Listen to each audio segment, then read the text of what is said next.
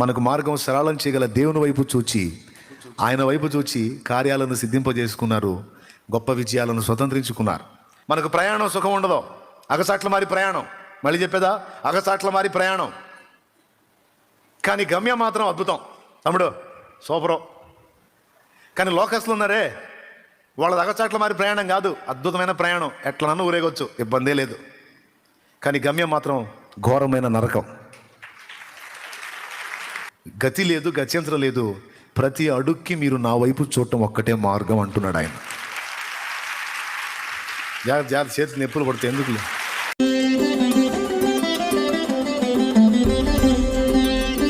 ఈ పత్రిక 11వ అధ్యాయం 6లో ఉంది, విశ్వాసము లేకుండా దేవునికి ఇష్టడై ఉండుట అసాధ్యము అని.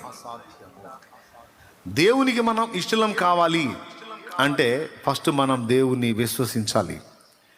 ఎవడైనా దేవుని యొద్ద ఏదైనా పొందగోరినట్లయితే దేవుని యొద్దకు వచ్చువాడు ఆయన ఉన్నాడనియు తన వెదకు వారికి ఫలము దయచేయువాడనియు ముందు నమ్మాలి కదా అంటాడు. నమ్మాలి కదా బాబు, ఆయనను గురించి విశ్వసించాలా. ఏమండి, కొత్తగా వచ్చిన వాళ్ళకంటే ఆయన కార్యాలు తెలియదు. ఇప్పటికే విశ్వాస జీవితంలోకి వచ్చి కొన్ని సంవత్సరాలు గడిచిన వాళ్ళు ఎన్నో కార్యాలు క్లియర్గా చూసి ఉంటారు కదా. కానీ ఆ కార్యాలను ఒక పక్క అనుభవించి మరో పక్క మర్చిపోతూ ఉంటారు. మన జీవితంలో మర్చిపోవాల్సినవి కొన్ని ఉన్నాయి, మర్చిపోకూడనివి కొన్ని ఉన్నాయి. వాటిల్లో దేవుని కార్యాలని మనం ఎన్నడూ మర్చిపోకూడదు. మళ్ళా వాటిని జ్ఞాపకం చేసుకోవాలి. మన ఇంటి వారికి వాటిని జ్ఞాపకంలోకి తేవాలి. మన పిల్లలకు కూడా వాటి గురించి అవగాహన కల్పించాలి. అరే బాబు, నేను సేవించే దేవుడు ఇంతటి బలవంతుడు. Praise the Lord. నా ఎడల ఇలాంటి కార్యాలు జరిగించాడు ఆయన. ఇలాంటి కార్యాలు నా జీవితంలో జరిగించాడు. ఇలాంటి పరిస్థితుల్లో నేను అసంభవం అనుకున్నాను, అసాధ్యం అనుకున్నాను. కానీ ఆయన వైపు కనులెత్తి ఆయనకు మొర్ర పెట్టినప్పుడు ఆయన నా పక్షమును కదిలి ఇదిగో ఈ కార్యాలు చేశాడని దేవుడు నీ ఎడల జరిగించిన కార్యాలని కథలుగా నీ పిల్లలకు చెప్పాలి. ఎంత మంచి అలవాటు. ఏం చెప్పాలి? నువ్వు చూసిన సినిమాలో, సీరియల్లో కాదు, లేకపోతే వాళ్ళింట్లో ముచ్చటో వీళ్ళింట్లో ముచ్చటో కాదు. జీవము గల దేవుడు, ఆయనతో నువ్వు నడిచిన నడక, నువ్వు ఆయనతో కలిసి చేసిన ప్రయాణంలో నీ పక్షంగా ఆయన చేసిన కార్యాలని నీ పిల్లలకు నువ్వు అందించాలి. వాళ్ళ పిల్లలకు కూడా చెప్పమని ముందే బోధించాలి. భక్తులందరికీ అలవాటు ఉంది. దావీదు సొలొమోనుకి చెప్పాడు, లోకులందరూ వెళ్ళవలసిన త్రోవలో నేను వెళుతున్నాను నా కుమారుడా సొలొమోను, నా తరువాత నా సింహాసనం ఎక్కడానికి దేవుడు నిన్ను కోరుకొని ఉన్నాడు. ఆయన ధర్మశాస్త్రం నుండి తప్పిపోకుండా జాగ్రత్తగా ఆయనను సేవించితివా, ఇదిగో నువ్వు ఇలా ఉంటావు, నువ్వు ఇంత దీవెనకరంగా ఉంటావు. నా దేవుడు సామాన్యుడు కాదురా, అసమాన ధీరుడు. నీ తండ్రిని నేను గొర్రెలు కాసేవాడిని, నాకెక్కడా విలువ లేదురా. ప్రారంభంలో ఆయన పాదాలను ఆశ్రయించి ఆయన వైపు చూచి, నేను ఎక్కలేనంత ఎత్తైన కొండపైకి నన్ను ఎక్కించవా అని నేను ఆయన వైపు చూచి అడిగినప్పుడు ఆయన నా కాపరి అయి నాకు తోడై ఉండి నా జీవితాన్ని రకరకాల మలుపులు తిప్పి ఇదిగో ఈ సింహాసనం మీద నన్ను ఎక్కించి తన పరిశుద్ధ ప్రజయగు ఇశ్రాయేలుకు ఆయన సంకల్పం చొప్పున సేవ చేయటానికి నన్ను వాడుకున్నాడు రా నా దేవుడు. ఒక గొర్రెల కాపరిని, అవమానకరమైన జీవితంలో ఉన్న నన్ను తన పిల్లల్ని, తన గొర్రెలని కాయటానికి రాజుగా నియమించాడు రా సొలొమోను. ఆయన యందు భయభక్తులు నిలిపితివేనే నిశ్చయంగా ఆయన నీకు కూడా తోడైండి, నిన్ను వర్ధిల్ల చేస్తాడు ఆయన అని తన బిడ్డకి చెప్పుకున్నాడు దావీదు. అబ్రహాముని గురించి లేఖనం అదే చెప్పింది, ఆదికాండం 18. అబ్రహాముకు నా కట్టడలు తెలుసు, అవి తనే కాదు తన ఇంటి వారందరూ కూడా భయభక్తులు కలిగి నా కట్టడలు గైకొన్నట్లు ఆయన తన తర్వాత తరం వారిని కూడా ప్రభావితం చేయగలడు అని అబ్రహాముని ఎరిగి దేవుడు అబ్రహాముతో నిబంధన చేశాడు. ఏమండే, ఏం చెబుతున్నారు పిల్లలకి? ఏం నేర్పుతున్నారు పిల్లలకి? ఏం అవగాహన కల్పిస్తున్నారు పిల్లలకి? నా కష్టాలు ఎవడికి రాకూడదండి, నా కష్టాలు నా పిల్లలకి అస్సలు రాకూడదండి. ఓకే, రాకూడదు, మంచిదే. కానీ నీ కష్టాలు తెలియాలి నీ బిడ్డకి. దేవుడు నీ పట్ల ఎలాంటి కార్యాలు చేశాడో, ఎన్ని రకాల ఆపదల్లోంచి నిన్ను ఆదుకున్నాడో, ఆయన బాహుబలం ఎంత నీవు చూచినావో అదంతటి నీ గురించి ఖచ్చితంగా నీ పిల్లలకు కథలుగా చెప్పాలి. మనం చెప్పేదాకా ఆడుంటున్నారండి, వాళ్ళు వింటున్నారా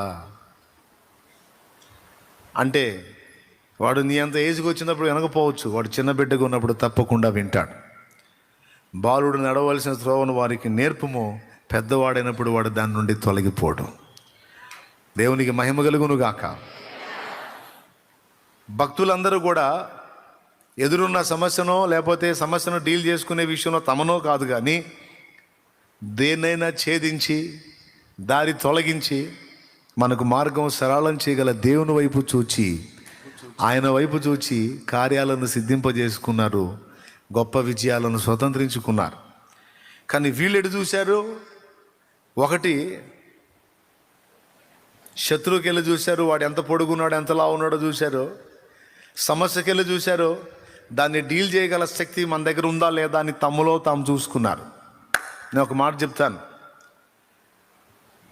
లోకానుసారమైన జీవితంలో ఉంటే అప్పుడు పరిస్థితులు వేరు, అప్పుడు శత్రువులు వేరు. ఆత్మీయ యాత్రలో ఉన్నప్పుడు పరిస్థితులు వేరు, ఇప్పుడు ఉండే శత్రువులు వేరండి. లోకానుసారమైన జీవితంలో ఉండే వాళ్ళ వ్యవహారాలు వేరు, మన వ్యవహారం వేరు. వాళ్ళ ప్రయాణం విశాల మార్గ ప్రయాణం, వాళ్ళకి ఏ నొప్పి లేదు, ప్రశాంతంగా సాగిపోతుంది ఆ లైఫ్. కానీ మనది ఇరుకు మార్గ ప్రయాణం. మనకి సుఖవంతమైన ప్రయాణాన్ని దేవుడు వాగ్దానం చేయలే, ఒక అద్భుతమైన గమ్యాన్ని వాగ్దానం చేశాడు. మళ్ళీ చెబుతా, మనకు ప్రయాణం సుఖం ఉండదు, అగసాట్ల మారి ప్రయాణం. మళ్ళీ చెప్పేదా, అగసాట్ల మారి ప్రయాణం. కానీ గమ్యం మాత్రం అద్భుతం తమ్ముడు, సూపరు. కానీ లోకస్తులు ఉన్నారే, వాళ్ళది అగచాట్ల మారి ప్రయాణం కాదు, అద్భుతమైన ప్రయాణం. ఎట్లనన్నా ఊరేగొచ్చు, ఇబ్బందే లేదు. కానీ గమ్యం మాత్రం ఘోరమైన నరకం. నీకు సుఖవంతమైన ప్రయాణం కావాలా, లేకపోతే అద్భుతమైన గమ్యం కావాలా? చచ్చాక చూసేది ఏం సంగతో కానన్నయ్య, ఈ బతికినందాళ్ళు ఏ నొప్పి తగలకుండా బాగా సాగిపోతే అంతే చాలంటావా? లేకపోతే కాస్త నొప్పి తగిలినా ఒక అద్భుతమైన గమ్యానికి చేరాలని ఆశ ఉందంటావా? ఏమంటావు? ఒక ముక్క చెప్పు. సుఖవంతమైన ప్రయాణం కావాలా, అద్భుత గమ్యం కావాలా? పెద్దగా అయితే అగచాట్లు మారి ప్రయాణానికి ఇష్టపడుతున్నావా? ఈ ప్రయాణంలో రకరకాల పరిస్థితులు నిన్ను ఎదుర్కొంటూ ఉంటాయి. ఏబూసీయులు వస్తారు, నెఫీలీయులు వస్తారు, అమాలేకీయులు వస్తారు, ఏమండి బిలాం లాంటి సోదె బ్యాచ్ వస్తారు నీకు ఎదురు, రకరకాలు ఎదురు వస్తారు, రకరకాల పరిస్థితుల రూపంలో వస్తారు. ఎంత అంటే అడుగు సాగదేమో అన్నంత. అయితే ఒక్కటే, ఆనాడు ఇశ్రాయేలుకు దేవుడు నేర్పిన పాఠం ఈరోజు అభినవ ఇశ్రాయేలుకు మనకు కూడా అదే పాఠం. వారు నా వైపు చూడనందున వారు వాగ్దత్త దేశం చేరలేదు. వారు తమ స్వశక్తితో, సొంత జ్ఞానంతో, సొంత బలంతో అక్కడికి చేరదాం అనుకున్నారు, వారి వల్ల గాల. నా వైపు చూచిన కాలేబు, యెహోషువలు మాత్రం అక్కడికి చేరారు. కాబట్టి ఈ ఆత్మీయ యాత్రలో మీ ప్రయాణాలు కూడా సజావుగా సాగాలి అంటే గతి లేదు, గత్యంతరం లేదు. ప్రతి అడుక్కి మీరు నా వైపు చూడటం ఒక్కటే మార్గం అంటున్నాడు ఆయన. జాగ్రత్త, చేతులు నొప్పులు పడితే ఎందుకు పర్లేదా? కొట్టు, గట్టి కొట్టు.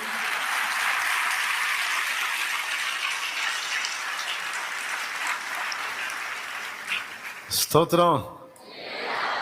ఎర్ర సముద్రం లాంటి అడ్డు వస్తుంటాయి, యోర్దాన్లు అడ్డు వస్తుంటాయి, ఈ రకరకాల ప్రజలు ఎదురు వస్తుంటారు, అడ్డు వస్తుంటారు.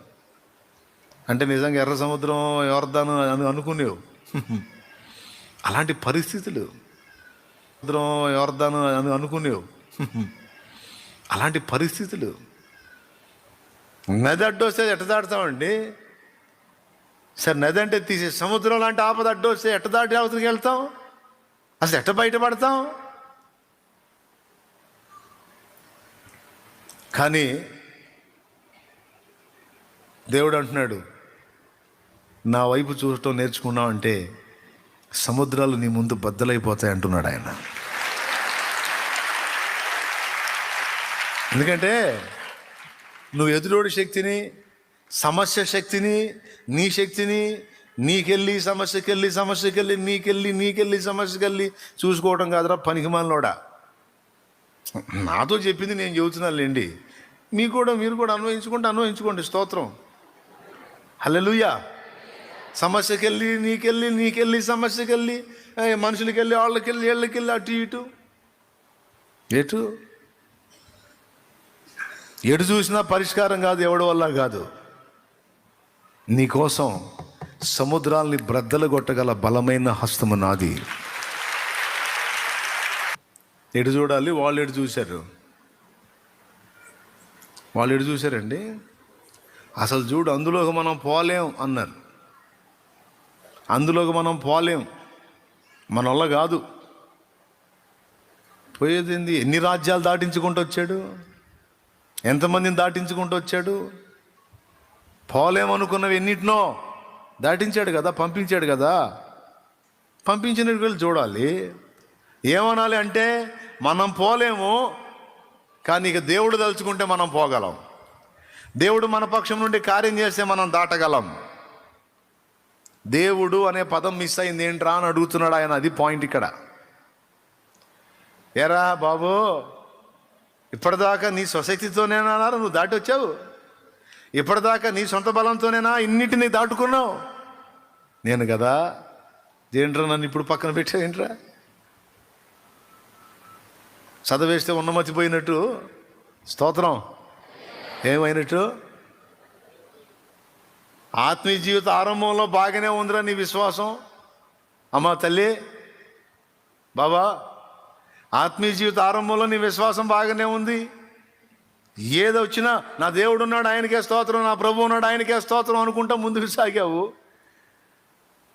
కొన్ని సంవత్సరాలు గడిచేటప్పుడు ఇప్పటికేంద్రా నాయన, ఇప్పుడేంది, ఇప్పుడు మళ్ళీ గందరగోళం అయిపోతున్నావేంటి? చదివించే కొద్దీ మైండ్ బాగా రావాలి కదా. చదివేస్తే ఉన్నమతిపోయినట్టు ఆత్మీయతలో ఎదిగే కొద్దీ విశ్వాసంలో బలవంతుడు కావాల్సింది బలహీనుడు అవుతున్నావేమిరా? ఇదెక్కడి వింత?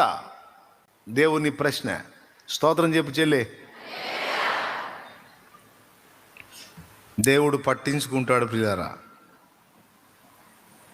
మనం ఎదుర్కొనే విపత్కర పరిస్థితులు దేవునికి తెలియకుండా రావు. మళ్ళీ చెప్తున్నా, మనం ఎదుర్కొనే విపత్కర పరిస్థితిలో ఆయనకు తెలియకుండా రావు. అసలు వాళ్ళ దారి బయలుదేరిన దగ్గర నుంచి ఒకదాని తర్వాత వస్తానే ఉన్నాయి చూడండి. దేవునికి స్తోత్రం కలుగును గాక.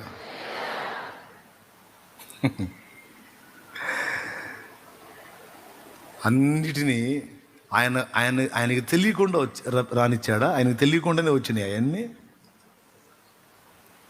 చుట్టుదారియగు సముద్రపు మార్గం గుండానే వాళ్ళని వెళ్ళడానికి డిసైడ్ చేశాడంట. అసలు వాళ్ళు సింపుల్గా వాగ్దాన ప్రదేశానికి వెళ్ళడానికి అవకాశం ఉంది. వాళ్ళని కావాలనే సముద్ర మార్గాన్ని తీసుకెళ్ళాడంట. కావాలనే సమస్యల మార్గానికి తీసుకెళ్ళాడు.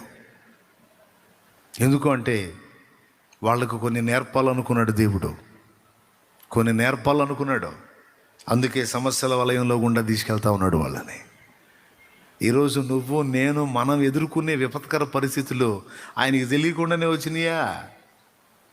ఏమండి, ఇప్పుడు ఇక్కడ కూర్చున్న వాళ్ళు అందరూ ఎవరో ఒకళ్ళు, ప్రతి ఒక్కళ్ళు ఏదో ఒక వేదంతో నలుగుతున్నారు. అసలు నాకే ప్రాబ్లం లేదు, ఫుల్ హ్యాపీస్ అన్నోళ్ళు చేతులు ఎత్తండి. ఒకళ్ళంటే ఒకళ్ళు కూడా ఎత్తలా.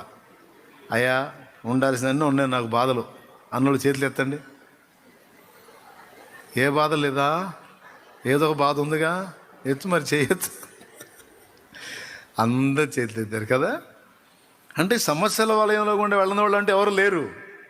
చిన్నదో పెద్దదో, నువ్వు మొయ్యగలిగిందో మొయ్యలేందో, మొత్తానికైతే వారానికి, 10 రోజులకి, నెలకి, 2 నెలలకి, 6 నెలలకి, 3 నెలలకి, 4 నెలలకి, గట్టి సంవత్సరానికి ఒకసారి అన్న మంచి మంచి దర్శిస్తున్నాయి. అవునా? ఎబూసీలాగా ఒకసారి ఒక్కొక్కటి సమస్య వస్తుంది, ఎర్ర సముద్రంలాగా ఒకటి వస్తుంది, యోర్దాన్లాగా ఒకటి వస్తుంది. అమాలేకోళ్ళు, ఏ లేకోళ్ళు? అమాలేకీయులు. ఆ లేకీయుల్లాగా ఒక సమస్య వస్తుంది. ఫేస్ చేస్తున్నాం. ఇవన్నీ దేవుడికి తెలియకుండా వస్తున్నాయి అంటే నో, తెలిసే అనుమతిస్తున్నాడట. ఎందుకంటే ప్రారంభం నుండి ముగింపు దాకా వాళ్ళ ప్రయాణం మొత్తంలో వారు ఆయన కార్యాలు చూడాలి, ఆయన వైపు చూడాలి, ఆయనను వారు మహిమపరచాలి. మనం కూడా ప్రారంభం నుండి యాత్ర ముగింపు దాకా ఆయన వైపే చూడాలి. ఇది రూల్.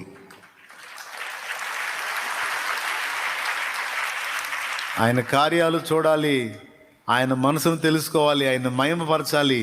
రేపు యుగ యుగాలు ఆయనతోనే ఉండాలి. అక్కడ వెళ్ళి యుగ యుగాల సహవాసంలో ఉండబోయేటప్పుడు ఆ అనుకూలమైన వాతావరణంలో మనం సహవాసాన్ని కొనసాగించాలి అంటే ఈ అననుకూల వాతావరణంలో ముందు సహవాసానికి ట్రైనింగ్ ఇస్తున్నాడండి. అర్థం కాలేదు కదా, మళ్ళీ చూతా. దేవునికి స్తోత్రం. పరలోకంలో పోయినాక మనకి శోధనలో, శ్రమలో, బాధలు, ఇరుకులు, ఇబ్బందులు ఏమైనా ఉన్నాయా? ఏమైనా ఉన్నాయా? ఏముండవు. హ్యాపీసేగా, అన్నీ హ్యాపీస్లేగా. సరే, అది మనకు అనుకూల వాతావరణమా, అననుకూల వాతావరణమా? దాన్ని పెడితే కొంచెం పెద్దగా. ఎస్, అనుకూల వాతావరణం, కంఫర్టబుల్ ప్లేస్. కానీ అక్కడ మనం దేవుడు మనతో మంచిగా సహవాసం చేయవచ్చు, ఇబ్బంది ఏం లేదు. అక్కడ ఏ వ్యతిరేకత లేవు, ప్రాబ్లమ్స్ లేవు. కానీ ఇక్కడ అడుగడుగునా ఇబ్బందులే, వ్యతిరేకతలే, ప్రతికూలతలే. ఇది మనకు అనుకూలమైన ప్రదేశమా, ప్రతికూలమైన ప్రదేశమా? ప్రతికూలం. మనల్ని దేవుడి నుంచి దూరం చేయడానికి, మన దృష్టిని దేవుని వైపు నుంచి పక్కకు మళ్ళించడానికి ఎన్నో శక్తులు ఉన్నాయి ఇక్కడ. ఏమున్నాయి? ఎన్నో శక్తులు ఉన్నాయి. అవన్నీ మనల్ని దేవుని వైపు నుంచి పక్కకు మళ్ళించడానికి నిరంతరం దాడి చేస్తుంటాయి. ఇలాంటి ప్రతికూల వాతావరణంలో సైతం మనం దేవుని వైపు చూచి నడవటం నేర్చుకోగలిగినట్లయితే రేపు అనుకూలమైన ప్రదేశంలోకి పోయినప్పుడు మరీ నిశ్చయముగా ఆయన్ని హత్తుకొని ఉండగలం. దేవుడు నాలో రూపించినవి అవి నాలో రూపించడానికి దేవుడు ఏ వయసులో పెట్టాడో తెలుసా? సారి మీద. దేవుణ్ణి ఎరిగిన తర్వాత కాదు, నా బాల్యం నుంచే రకరకాల చేదైన అనుభవాల్లో గుండా చెక్కుతూ వచ్చాడు నన్ను. ఇప్పుడు నాలాంటి ఒక వ్యక్తిని మీరు చూడాలంటే కష్టం. మళ్ళా ఇంకొక దైవజనుడు ఉన్నాడు, మరొక దైవజనుడు ఉన్నాడు. ఒక దైవజనుడు లాంటి సంపూర్ణమైన వ్యక్తిని మరొకరిని చూడటం కష్టం. ఎవరి పరిమళం వాళ్ళదే. ఎందుకంటే అందరి అనుభవాలు ఒకే రకంగా లేవు. ఒక్కొక్కళ్ళని ఒక్కొక్క టైపులో చెక్కుకుంటూ వచ్చాడు దేవుడు. అర్థమైందా? అలాగని మళ్ళీ ఈయనలాంటి వాడిని ఇంకొకటి చూడలేం దా అంటే మళ్ళీ నాలాంటోడు ఇంకొకటి దొరకడు మీకు నేను అన్నాను అనుకో, ఆహా ఏం హెచ్చించుకున్నారా అని అనుకునే అవకాశం ఉంటుంది. కొంతమంది అభాగ్యులు ఉంటారు పాపం, వాళ్ళు నిరంతరం నాన్వేషంలోనే ఉంటారు. అందుకని చెబుతున్నాను. ఇప్పుడు ఈయనున్నాడు, ఈయనలాంటి మరొకరిని నువ్వు చూడలేవు. ఇంతమంది ఉన్నారు మీరు, ఎవరికి వాళ్ళు మీరు సపరేటే. నీలాంటి మరొకరిని నువ్వు చూడలేవు, మీరెవరూ కనుగొనలేరు. ఎవరికి వాళ్ళ లైఫ్లు సపరేటే, వాళ్ళ అనుభవాలు సపరేటే, వాళ్ళ వ్యక్తిత్వాలు ప్రత్యేకమే. ఎంతమందికి అర్థమైంది? ఇప్పుడు ఏదైనా కొన్ని షేపులు నాలోకి వచ్చినాయంటే ఈ షేపులు నాలోకి రావడానికి ఆయన ప్రత్యేకంగా జోక్యం చేసుకున్నాడు. నాకు ఊహ తెలిసి కొంచెం లైన్లోకి వచ్చిన ఏజ్ నుంచి ఈ రోజు వరకు రకరకాల అనుభవాల్లో గుండా నడిపిస్తానే ఉన్నాడు, చెక్కుతానే ఉన్నాడు, బలపరుస్తానే ఉన్నాడు, రూపుదిద్దుతానే ఉన్నాడు. ఎప్పటికీ ఈ షేపులోకి వచ్చా. ఇక క్లైమాక్స్కి ఏ షేపులోకి వెళ్తానో తెలియదు. దేవునికి స్తోత్రం. నేనైతే ఆయన షేపులోకి రూపుదిద్దపడాలని కోరుకుంటున్నా టోటల్గా. స్తోత్రం. కానీ ఒక్కటి నిజం, ఎన్నో పెను తుఫాన్లు నా విశ్వాస యాత్రలో నా భక్తి జీవితాన్ని దెబ్బకొట్టడానికి, నా ఆత్మీయతను దెబ్బకొట్టడానికి, ఇక ముందుకు సాగలేనురా బాబోయ్ అన్నంత ఇబ్బందికరంగా నన్ను ఎదుర్కొన్నా. ఇన్ని ఎదుర్కొన్నా దేవుని కృపను బట్టి తట్టుకొని మళ్ళీ తిప్పుకొని లైన్లోకి రావడానికి ఆయన నాకు ఇచ్చిన ప్రత్యేకమైన బలమే కారణం. ఆ బలం ఈ అనుభవాల్లో గుండానే ఇచ్చాడు నాకు ఆయన. ఒక సుఖవంతమైన ప్రయాణం నాది కాదు. ఈరోజు కూడా అలాంటి ప్రయాణంలో నేను లేను. ఒక పూట ఒకవేళ నాకు ఏది లేకుండా ఈరోజు ఏందో నేను కొంచెం ఖాళీగా ఉన్నాను అనిపించిందంటే భయం నాకు. ఏదో ఒకటి కావాలని కల్పించుకుంటే అవసరమైతే. కానీ ఈరోజు నేను ఖాళీగా ఉన్నాను, ఈరోజు నా బాడీ సుఖపడగోరుతుంది అనుకుంటే భయం. ఏమైనా అర్థమవుతుంది నేను చెప్పేది? నో, శ్రమని వెతుక్కొని పోతా. శ్రమపడే మనసును ఆయుధంగా ధరించుకోమన్నాడు కదా. అందుకని నిరంతరం ఏదో ఒక విధంగా రిస్క్ చేయటానికే ట్రై చేస్తూ ఉంటా. ఎందుకంటే మన బలం అందులోనే ఉంది. సోదరా, ఇది అర్థమైతే సూపరు. మన బలమంతా శ్రమానుభవంలోనే ఉంది, సుఖానుభవంలో లేదు. కొన్నిసార్లు దేవుడు మన జీవితాల్లోకి అనుమతిస్తాడు. వచ్చే శ్రమలు, సమస్యలన్నీ నీకు బలం కలిగించడానికే వస్తున్నాయి. నువ్వు అనుకుంటున్నా నన్ను బలహీనపరుస్తున్నాయని. నో, కాదు. బలహీనపరచడానికి కాదు, బలహీనరాలైన నిన్ను బలవంతునిగా చేయటానికి అనుమతించబడుతున్నా. ఇది రహస్యం. అది ఏ టైప్ అయినా కావచ్చు. అది అప్పుల రూపం కావచ్చు, నొప్పుల రూపం కావచ్చు, రోగాల రూపం కావచ్చు, ఆర్థిక సమస్యల రూపం కావచ్చు, నిందల పాలైన విషయం కావచ్చు, అవమానాలు కావచ్చు, ప్రయత్నాల విఫలత కావచ్చు. ఇక ఎన్ని రకాలు చెప్తావో, ఎవరు తగ్గే వాళ్ళకు ఉన్నాయిగా. మొత్తం కలిసి నీకు బలము కొరకే దేవుడు ఏర్పరిచాడు. వాటిని స్వీకరించడం, బలం తెచ్చుకోవటం అనే దాన్ని మనం సాధన చేయాలి. ఏమంటారు? వేటిని? సమస్యలని. మనకు సమస్యలు అని మీరు చెబుతున్న వాళ్ళని మనం భక్షిస్తాం, మనం బలపడతాం, దాన్ని స్వాధీనపరచుకుంటాం. దీన్ని బట్టి అర్థం చేసుకుంటే ఇక మనకి అభ్యంతరకరమైనవి, ఇబ్బందికరమైనవి ఏమీ లేవు. ఇది క్రైస్తవ జీవితం, అందులో ఉన్న ఆనందం. దేవునికి మహిమ. హల్లెలూయా. యేసయ్య బలమంతా కూడా శ్రమలే, పౌలు బలమంతా కూడా శ్రమలే. ఈరోజు నా బలం కూడా ఆ అగసాట్లే. చెక్కినాయి, మైండ్ని చెక్కుకుంటూ వచ్చినాయి, విరిగి నలిగిన అనుభవాలకు తీసుకొచ్చినాయి.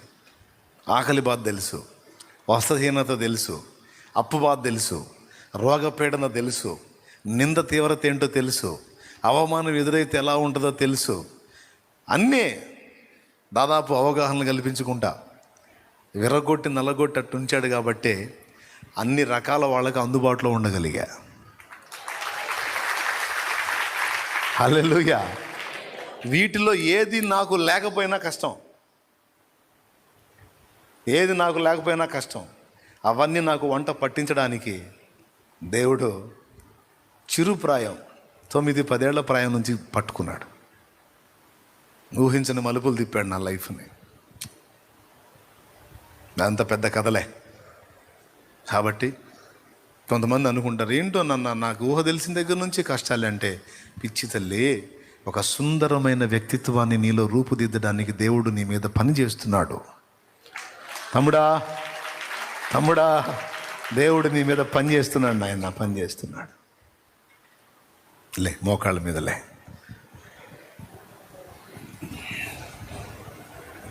నిన్ను బలహీనపరిచేది ఏది లేదు. నిన్ను బలహీనపరిచేది ఏదన్నా ఉందంటే శ్రమ లేని స్థితి, సుఖవంతమైన స్థితే నీకు డేంజర్. విలాసవంతమైన స్థితే నీకు డేంజర్. నెమ్మది కలిగిన స్థితే నీకు డేంజర్. నీకు బలం ఏంటంటే శ్రమానుభవమే. మోకాళ్ళ మీద ఉండవు.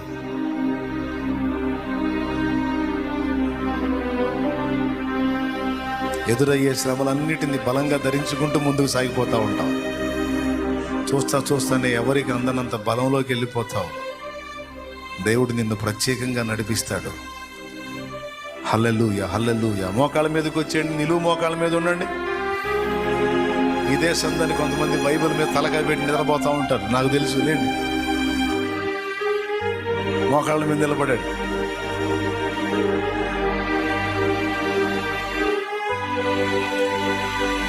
నిలువు మోకాళ్ళేయండి, నిలువు మోకాళ్ళేయండి. నువ్వు దేవుని వైపు చూడటం నేర్చుకున్నావా?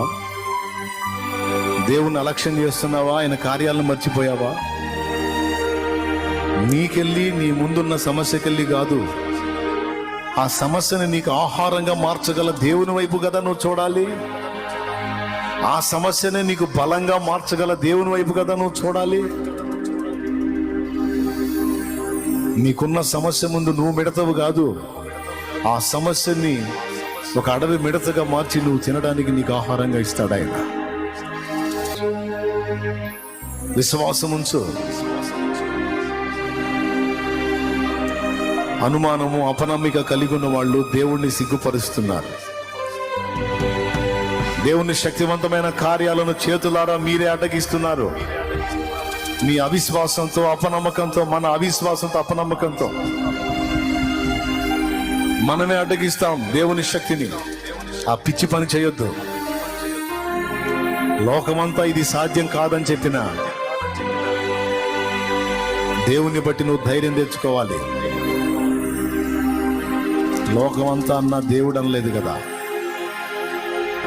నేను లోకం వైపు, సమస్య వైపు కాదు, నా దేవుని వైపే చూస్తున్నా. ఆయనేందో నాకు తెలుసు, నాకు భయం లేదు. ఆయనే నా సహాయకుడు. ఈరోజు నేను అనుభవిస్తున్నటువంటి ఈ శ్రమలు నా కళ్ళ ముందు దీర్ఘదేహుల్లాగా, ఉన్నత దేహుల్లాగా, నెఫీలులాగా నా కళ్ళ ముందు ఎత్తరలాగా కనపడుతున్నటువంటి సమస్యలన్నీ నాకు ఆహారంగా మార్చబోతున్నాడు ఆయన. హల్లెలూయా. నాకు ఆహారంగా మార్చబోతున్నాడు ఆయన. నాకు ఆహారంగా మార్చి ఉన్నాడు ఆయన. స్తోత్రం, స్తోత్రం, స్తోత్రం, స్తోత్రం చెప్పు. చెయ్యి, ప్రార్థన చేయి. హల్లెలూయా, హల్లెలూయా, హల్లెలూయా. దేవా, నాతో మాట్లాడినందుకు నీకు వందనాలు, స్తోత్రాలు. కలతల చేత కృంగిన నా హృదయాన్ని దిట్టపరిచినందుకు స్తోత్రాలు. తరచుగా నాకు ఎదురవుతున్న ఈ ప్రాబ్లమ్స్ అన్నిటినీ నువ్వు ఎలాగూ సిద్ధపరిచావో నాకు గ్రహింపు కలిగించినందుకు స్తోత్రములయ్యా, స్తోత్రములు, స్తోత్రములు. ఆ 10 మంది చెడ్డ సమాచారం తెచ్చిన వాళ్ళలాగా, 10 మంది చెడ్డ సమాచారం తెచ్చిన వాళ్ళలాగా పనికిమాలిన మాటలు నేను మాట్లాడను. పనికిమాలిన వాటి వైపు నేను చూడను. సమస్యలకెళ్ళో, నా సొంత శక్తికెళ్ళో కాదు, సర్వశక్తుడైన నీకెళ్ళి చూస్తున్నాను ఈ రాత్రి. అందుకే నీ పాదాల దగ్గరికి వచ్చాను. సమస్త సమస్యలకు పరిష్కారము నీవేనని, నా చీకటిని నాకు వెలుగుగా మార్చేవాడవని, నా ఇరుకును నాకు విశాలంగా మార్చేవాడవని, నా ఓటమిని నాకు గెలుపుగా మార్చేవాడవని, నా సమస్యను నాకు ఆహారంగా మార్చే దేవుడవని ఎరిగి నీ దగ్గరికి వచ్చున్నాను ప్రభువా. నీకు కృతజ్ఞతలయ్యా, స్తోత్ర.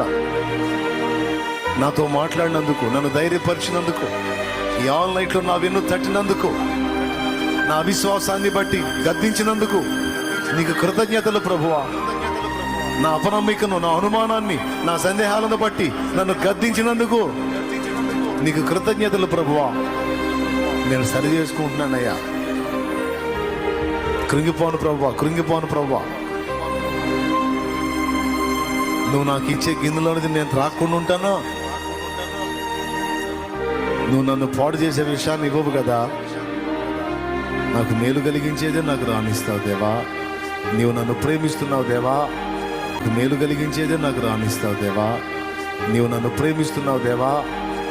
నేనంటే నీకు ఇష్టమని నాకు తెలుసు నాయన. నీవు నాకు తోడై ఉన్నావు దేవా. నీకు వందనాలు, వందనాలు, వందనాలు, వందనాలు. ప్రార్థన చేయి, ప్రార్థన చేయి. ప్రభువా, ఇగో నీ బిడ్డలందరి రాత్రి నిద్ర మానుకొని లోకమంతా హాయిగా నిద్రపోతున్న వేళ నీ బిడ్డల నిద్రను పక్కన పెట్టి దీన మనస్కులై నీ సన్నిధిని కనిపెట్టుకుని ఇదిగో గోజాడుకుంటున్నా. వారు ఏ విషయాలను గురించి నలుగుతున్నారో, భయపడుతున్నారో, కృంగిపోయారో, కుమిలిపోయారో, ఈరోజు వారు నలిగిన ఈ అనుభవాలన్నీ, వారు ఎదుర్కొంటున్న ఈ సమస్యలన్నీ సాక్ష్యాలుగా మారాలి. ఓ తండ్రి, సాక్ష్యాలుగా మారాలి నా ప్రభా. ఇది ఎలాగూ దీవెనకరమో వారికి భవిష్యత్తులో అర్థం కావాలి. కృపతో జ్ఞాపకం చేసుకొని కార్యసిద్ధి కలిగించి నీ బిడ్డల కన్నీరు తుడు, వారిని ధైర్యపరచు, వారిని విశ్వాసంలో బలపరచు. కేవలం ఇదిగో ఇక్కడున్న బిడ్డలందరూ నీకెళ్ళ చూస్తున్నారు ప్రభా. లైవ్లో కనిపెట్టుకున్న వారు కూడా నీకెళ్ళ చూస్తున్నారు ప్రభా. కాబట్టి నిద్రాహారాలు పక్కన పెట్టి నీ పాదాల దగ్గరికి వచ్చి సాష్టాంగ పడ్డారు. నీ పిల్లల విశ్వాసాన్ని సిగ్గుపరచవని నేను ఎరుగుదును. వారు నీ మీద పెట్టుకున్న ఆశ నిరాశ చెయ్యవని నేను ఎరుగుదును. నీ కొరకు కనిపెట్టుకున్న వారికి నూతన బలమిస్తావని నేను ఎరుగుదును. నిన్ను నమ్మిన వారిని, నీ మీద నిరీక్షణ ఉంచిన వారిని సిగ్గుపరచని దేవుడవని నేను ఎరుగుదును. నీకు స్తుతి స్తోత్రం, స్తుతి స్తోత్రం, స్తుతి స్తోత్రం. ఇదిగో నీ పిల్లల జీవితాల్లో నువ్వు కార్యాలు జరిగించి ఈరోజు వారికి ఇబ్బంది కలిగించినవే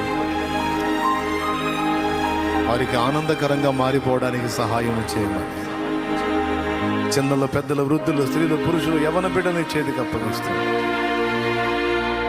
నా దేశ ప్రజల్ని దర్శించు, రక్షించున్నాయి. నానావిధ జబ్బుల చేత బాధపడుతున్న వారికి స్వస్థత ప్రసాదించు.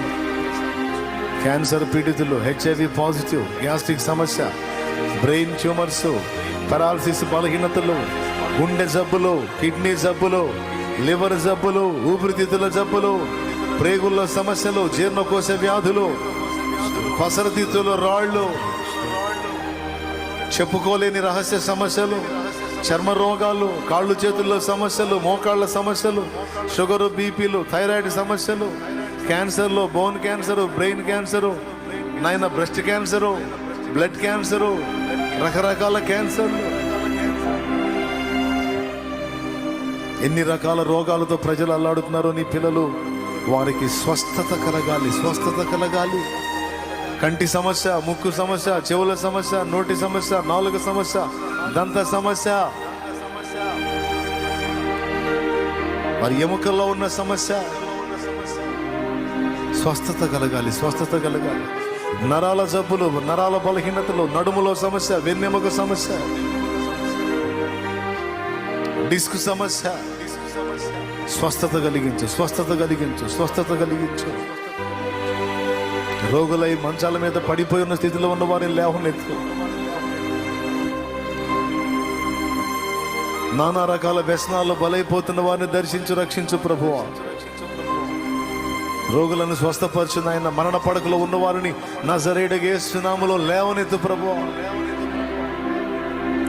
ఆత్మహత్య ప్రయత్నాలు చేసే వారికి ఆ దురాలోచనలు కలిగించే దయ్యముల నుంచి విడుదల ప్రసాదించు. అలాంటి ప్రయత్నాలు చేసి హాస్పిటల్లో ఉన్నటువంటి వారికి యేసు నామములో స్వస్థత ప్రసాదించి వారు బ్రతుకున్నట్లు కృప దయచేయి ప్రభువా. వారిని బ్రతికించు ప్రభువా. యవన జీవితాలను కాపాడు ప్రభువా. మాదక ద్రవ్యాలకు అలవాటు పడిపోయి, మత్తు పదార్థాలకు అలవాటు పడిపోయి చిరు చిరు జీవితాలు చిన్న చిన్న ప్రాయాల్లోనే తుంచేసుకుంటున్న పరిస్థితిలోకి వెళ్ళిపోతున్నారు ప్రభువా. ఘోరమైన పాపాల్లోకి వెళ్ళిపోతున్నారు ప్రభా. ప్రజల్ని, నీ బిడ్డల్ని, యవనస్తుల్ని కాపాడు. నీకు స్తోత్రాలు. నా దేశమును స్వస్థపరచు ప్రభా. సత్య దేవుడవైన నీ నెరుగక శాపగ్రస్తమైనటువంటి వ్యర్థ మార్గాలు, నాస్తికత్వం, నాయన సత్యదేవుడిని ఎరగనటువంటి మూర్ఖ స్థితి నుంచి వారిని విడిపించి జీవము గల దేవుడవైన నీ తట్టు వారు త్రిప్పబట్టడానికి వారిని దర్శించి వారితో మాట్లాడు. మమ్మల్ని దర్శించి మాతో మాట్లాడావు. మేము ఈరోజు నీ పాదాల దగ్గరికి వచ్చాం. వారితో మాట్లాడు, వారు కూడా నీ పాదాల దగ్గరికి వచ్చేటట్టు సహాయం చేయకండి. నీకు వందనాలు. ఈ రాత్రి మా ప్రార్థన గైకొను దేవా, జవాబు దయచే దేవా. నశించిపోతున్న ఆత్మలను దర్శించు దేవా. త్రాగుబోతులుగా త్రాగుడు, జోదము, దొంగతనం, నరహత్య, మాంత్రిక విద్య, శాపగ్రస్తమైన వాటిని ఆరాధించటం, వ్యభిచారం, నపుంసకత్వం, పురుష సంయోగం, అశ్లీల చిత్రాలు చూడటం, ఘోరమైన పాపాల్లో అనేక మందినైనా నిన్ను ఎరగని స్థితిలో నశించిపోతున్నారు. వారు నిన్ను తెలుసుకొని ఈ పాపాల నుండి వారు విడుదల పొందడానికి సహాయం చే. మోసాలు, దగాలు, కుట్రలు, వంచనలు, దుర్బోధలు, దయ్యముల బోధనలో బలైపోతున్న వారిని దర్శించి రక్షించిన ప్రభువా. మోసంలో నుండి, శాపంలో నుండి, పాపం నుండి వారిని బయటికి తీసుకొని రా తండ్రి. ఈ రాత్రి మేమందరము కలిసి ఏకమై చేస్తున్న ఈ ప్రార్థనలు ఆలకించి జవాబులు దయచే తండ్రి. నీకు వందనాలు. ఈ రాత్రి ఇక్కడ ఎంతమంది బిడ్డలు ఉన్నారో, ఎన్ని రకాల వేదనల్లో ఉన్నారో వారికి సమాధానం కలగాలి. లైవ్ ద్వారా, జూమ్ ద్వారా ఎంతమంది ప్రేయర్లు ఏకీభవిస్తున్నారో వారు ఎదుర్కొంటున్న శారీరక, మానసిక సమస్యలు, అప్పుల బాధలు, ఆర్థిక ఇబ్బందులు, రోగాలు, కుటుంబంలో కలతలు, కేసులు నజరేయుడైన యేసు నామములో తొలగునుగా. ఉద్యోగ ప్రయత్నంలో సఫలత దయచేయి. క్రైస్తవులు అంటే గతి లేనోళ్ళు కాదు. క్రైస్తవులకు నాయన సమృద్ధి అయిన మేలు కలిగించు. నీ బిడ్డలకు ఉద్యోగాలు దయచేయి ప్రభువా. క్రైస్తవులు అంటే ఇల్లు ఇవ్వట్లేదు నాయన, అద్దెకి ఇల్లు ఇవ్వట్లేదు ప్రభువా. నీ పిల్లలు అద్దె ఇల్లు లేదు ప్రభువా. అనేక మందికి నీ పిల్లలే అద్దెకి ఇవ్వాలి ప్రభువా. నీ బిడ్డలందరికీ సొంత ఇల్లు దయచేస్తున్నామలో నాయన. క్రైస్తవులు అయినందుకు వీళ్ళు ఆదివారం చర్చికి వెళ్తారు, ఆదివారం రోజు పనికి రారు అని పని ఇవ్వట్లేదు ప్రభువా. వారు ఒకటి దగ్గరికి వెళ్ళి పని అడిగేది ఏంది ప్రభువా? నీ పిల్లలే 10 మందికి పని కల్పించడానికి నీ బిడ్డలకు సమృద్ధిగా మేలు కలిగించు తండ్రి. నీకు స్తోత్రం. నీ పిల్లలే 10 మందికి పని ఇవ్వాలి, 10 మందికి బ్రతుకు తెరువు నీ బిడ్డలే చూపించాలి ప్రభువా. ఆ విధంగా నీ బిడ్డల్ని దీవించో. చదువుకుంటున్న బిడ్డలకు చదువులో ఆధిక్యత దాయిచేయి. ఎగ్జామ్స్ రాస్తున్న బిడ్డలకు జయము దాయిచేయి. ఉద్యోగ ప్రయత్నంలో ఉన్న పిల్లలకు యేసు నామములో జాబులు వచ్చునుగాక. నీ పిల్లలు గొడ్రాండుగా ఎందుకు ఉండాలి ప్రభువా? అన్యులు నాయన అపశకునంగా భావిస్తారు ప్రభువా. సంతానం లేనటువంటి పిల్లల్ని గొడ్రాళ్ళని అవమానంగా మాట్లాడతారు ప్రభువా. నీ పిల్లలకు ఆ నెపం ఎందుకయ్యా? నీ బిడ్డలకు సంతానం లేకపోతే అవమానం కదా ప్రభు. నీ బిడ్డలకు సంతానం ఇయ్యయ్యా. గొడ్రాలు అనే నెపం తీసే తండ్రి. నీ కొరకు పెంచినట్లు బిడ్డల్ని అయ్యా. నీ బిడ్డలు వేసిన పొలము సమృద్ధి అయిన పంట పొందాలి. వ్యవసాయం చేసేటప్పుడే కీడు కలగకూడదు నాయనా. నా దేశమును స్వస్థపరచు. నీ పిల్లల్ని బాగుచ్చి ప్రపంచవ్యాప్తంగా ఉన్న నీ బిడ్డలందరినీ నీ రాకడ కొరకు సిద్ధపరచు. ఇంకా ఎంతమంది రక్షణ పొందలేదో, ఎంతమంది ఇంకా పాపాల్లోనే ఉన్నారో, ఎంతమంది ఇంకా మారు మనసు పొందలేదో, బాప్తిస్మం పొందలేదో వారితో దర్శించి మాట్లాడి నీ రక్తంలో వారి పాపాలన్నీ కడుక్కొని మారు మనసు పొంది రక్షణ పొందడానికి సహాయం చేయి. మా సమస్యలకు పరిష్కారం నువ్వే, మా శరీరానికి స్వస్థత నువ్వే, మా మనసుకు శాంతి నువ్వే, మా ఆత్మకు రక్షణ కూడా కలవరి శిలువలో నువ్వు ప్రాణం పెట్టుట ద్వారానే వచ్చింది. మా అన్ని పరిస్థితులకు దిక్కు నువ్వే ప్రభువా. మేమందరం ఈ రాత్రి ఏకమై ప్రార్థన చేస్తున్నాం. తండ్రి సన్నిధి మినిస్ట్రీస్ ద్వారా జరుగుతున్న సేవా పరిచర్యలు నానాటికి బలాభివృద్ధి పొందునుగాక. పరిచర్యలో యేసు నామములో విస్తరించునుగాక. అనేక ఆత్మల రక్షణ కార్యం జరగాలి ప్రభువా. అనేక ఆత్మల రక్షణలోకి రావాలి. బిడ్డల విశ్వాసంతో తెచ్చిన నూనెని శక్తితో నింపి దాన్ని వినియోగించి ప్రార్థించడం ద్వారా స్వస్థత చేకూర్చు. ఎంతమంది అయితే ఈరోజు కొత్త బిడ్డలు వచ్చారో వారందరూ ఏ శ్రమలో, బాధలో, వేదనలో, ఇరుకులో, ఇబ్బందిలో, సమస్యలో ఉన్నారో, ఏ ప్రయత్నంలో ఉన్నారో అవన్నీ యేసు నామములో నీ చిత్త ప్రకారం సఫలమగునుగాక, నెరవేరునుగాక. నీ బిడ్డలు తెచ్చిన నూనె నీ శక్తితో నింపి రోగుల మీద అది రాసి ప్రార్థించినప్పుడు స్వస్థత చేకూర్చు. ఇంకా ఎవరెవరు ఏ కలతలో ఉన్నారో విడుదల దయచే నాయన. సత్యం పక్షంగా పోరాడుతున్న నీ పిల్లలకు జయం అనుగ్రహించు ప్రభువా. దొంగబోధ, దుర్బోధ, అబద్ధ బోధలో చిక్కుబడిపోయినటువంటి అభాగ్యుల్ని దర్శించి సత్యంలోకి నడిపించు ప్రభువా. సత్య సంబంధులైనటువంటి బిడ్డలందరినీ సమకూర్చు ప్రభువా. సేవకులు సువార్త విత్తనాలు చల్లుచుండగా అవన్నీ మొలకెత్తాలి ప్రభు.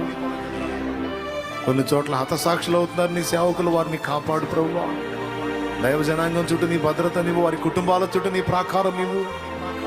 శత్రువునైనా దైవజనుల కుటుంబాలను టార్గెట్ చేస్తాడు గనుక వాడి చేతికి చెక్కని యొద్దు ప్రభువా. నీ పిల్లలు చెక్కని యొద్దు కాపాడు, వారి సాక్ష్యాలు కాపాడు, వారి కుటుంబాల్లో భద్రత నీవు.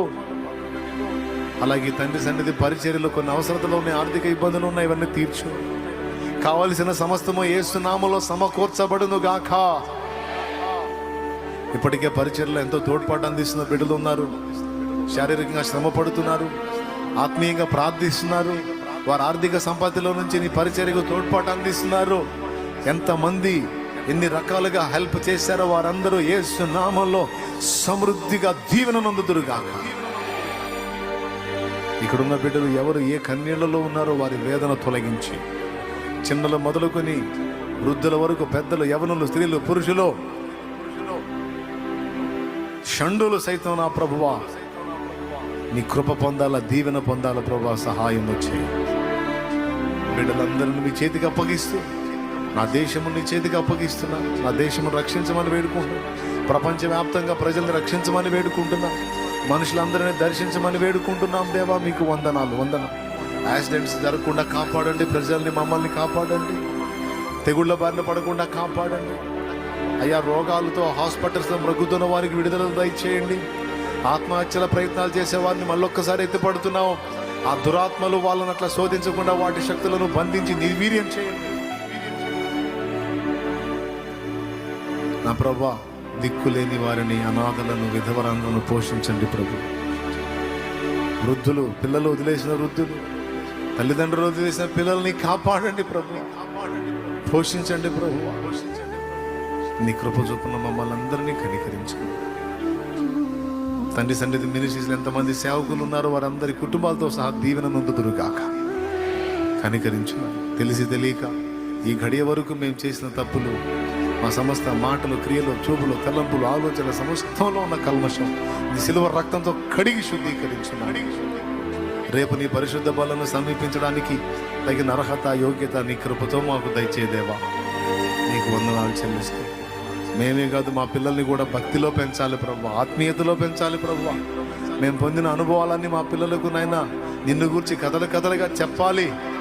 ఆ సౌకర్యం మాకు ఇవ్వు. పిల్లల్ని కూడా మాకు అందుబాటులో తీసుకోవాలి. సెల్ ఫోన్లోనైనా రకరకాల విషయాలు చూస్తూ చాలామంది కుటుంబాల్లో ఈరోజు ఒకరికొకరికి సంబంధాలు లేకుండా అయిపోయినాయి ప్రభు. అయ్యో, ఒకప్పుడున్న ఆత్మీయత, అనుబంధం ఇప్పుడు లేదయ్యా.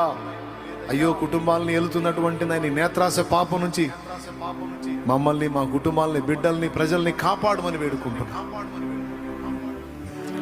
ఉగ్రవాదుల్ని, నక్సలైట్లని మార్చండి ప్రభు.